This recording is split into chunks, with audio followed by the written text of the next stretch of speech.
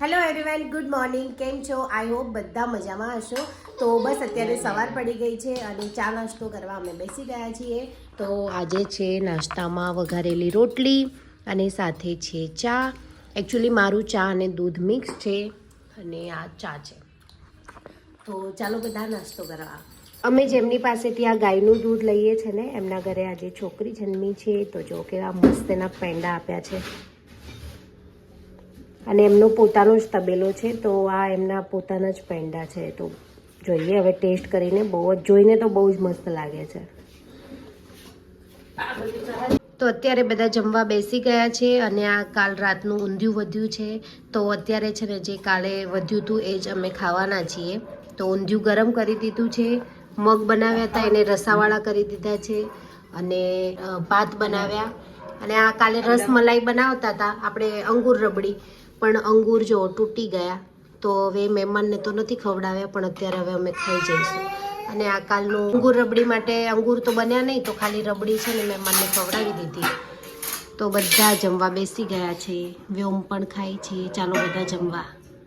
અત્યારે વાગ્યા છે સાંજના 4 અને આજે હું સૂઈ ગઈ હતી. એવું લાગે છે જાણે હું બહુ ટાઈમ પછી આજે બપોરે સૂતી છું, કારણ કે મમ્મી ગામડે ગયા ને પછી મને ટાઈમ જ નહોતો રહેતો, કારણ કે કામ પૂરું થાય તો હું સૂઈ જાઉં ને. તો બસ આજે વિડીયો એડિટિંગ કરતાં કરતાં ક્યારે મને સૂવાઈ ગયું ખબર જ ન રહી. તો બસ અત્યારે 4 વાગ્યા છે અને સૂઈને ઉઠી ગઈ છું. અને મમ્મી જેવી ઉઠી એવું મમ્મી કહે છે એક જગ્યાએ બેસવા જવાનું છે, જે મમ્મી પહેલાં રહેતા હતા ને વૈભવને એ લોકો. તો બસ ત્યાં એક પડોશી હતા, એમના ઘરે બેસવા જવાનું છે, કારણ કે વ્યોમના પેંડા એમને આપવાના હજુ બાકી છે. તો બસ પેંડા આપવા જવાનું છે. તો ફટાફટ તૈયાર થઈએ અને ત્યાં બેસવા જઈએ. વ્યોમ પણ જોવો સૂઈને જાગી ગયો છે.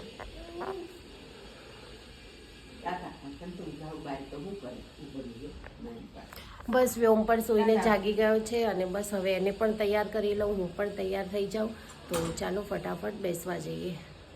તો જો અમે લોકો થઈ ગયા છીએ તૈયાર જવા માટે અને સ્વેટર પણ પહેરી લીધા છે, કારણ કે બાલ્કનીમાં જઈને જોયું ને તો બહુ જ ઠંડો પવન આવે છે. તો બસ વ્યોમને પણ સ્વેટર પહેરાવી દીધું અને અમે લોકોએ પણ સ્વેટર પહેરી લીધું. તો ચાલો હવે ફટાફટ નીકળીએ, કારણ કે થોડું દૂર છે ને તો જતાં જતાં પણ બહુ લેટ થઈ જશે અને રિટર્નમાં આવતા પણ ઠંડી થઈ જશે.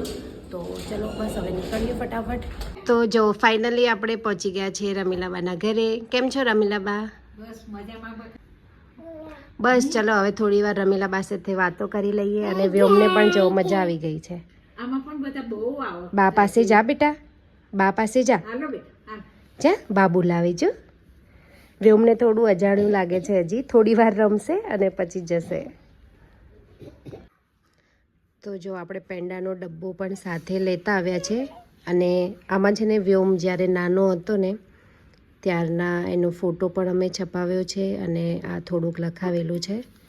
તો બસ આ હવે રમીલાબાને આપી દઈશું. તો જો વ્યોમને તો રમીલાબાના ઘરે રમવાની બહુ જ મજા આવી ગઈ છે અને બધી જ વસ્તુઓ એણે આમથી આમ કરી દીધી અને બહુ જ રમ્યો. બસ પછી ઘરે પાછા આવવા માટે નીકળ્યા અને મને લાગી હતી થોડી ભૂખ, તો અમે પાણીપુરી ખાવા માટે રોકાઈ ગયા. તો જેવો મારો વારો આવ્યો એવો મસાલો પણ પૂરો થઈ ગયો. તો એ ભાઈએ ફટાફટ મસાલો બનાવ્યો અને પછી પાણીપુરી ખાધી. તો આજે નવી જગ્યાએ ખાધી તો પાણીપુરી થોડી ઠીક ઠીક હતી, પણ મેં તો 2 પ્લેટ ખાઈ જ લીધી.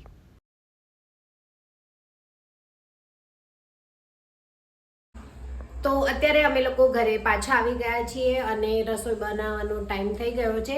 મમ્મી નીચે બેસવા ગયા છે, એમના બધા ફ્રેન્ડ્સ છે એમની સાથે. અને રસોઈમાં જો હું વિચારું છું કે આજે પાસ્તા બનાવી દઈએ. તો અમે મોલમાં ગયા હતા ને તો ત્યાંથી આ પાસ્તા છે, ઘઉં અને સૂજીના છે એવું આમાં લખેલું છે. અને આ આગળના થોડા મેક્રોની પાસ્તા બી પડ્યા છે. જોઈએ ખાલી આ બનાવું કે બંને ભેગા કરીને બનાવું. અને અહીંયા જો વ્યોમ, એને છે ને આ બધું સામાન બહાર, અહીંયા બધું બહાર કાઢવો છે.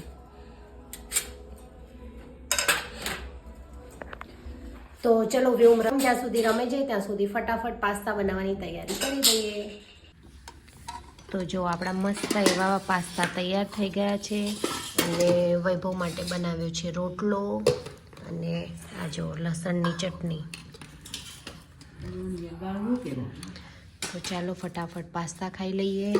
અને અહીંયા જો વ્યોમ માટે બાજરાના રોટલાનું ચૂરમું બનાવ્યું હતું, તો તેણે ખાઈ લીધું ને સૂઈ પણ ગયો.